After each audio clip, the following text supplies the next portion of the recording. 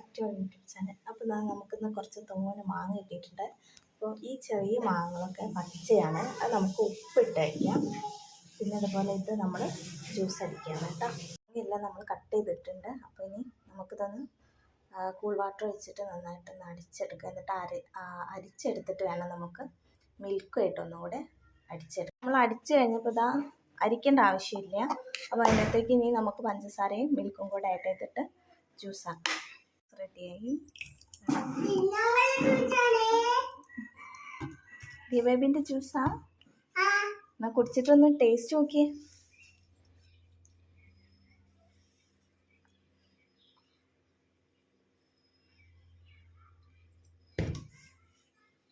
സൂപ്പറാ.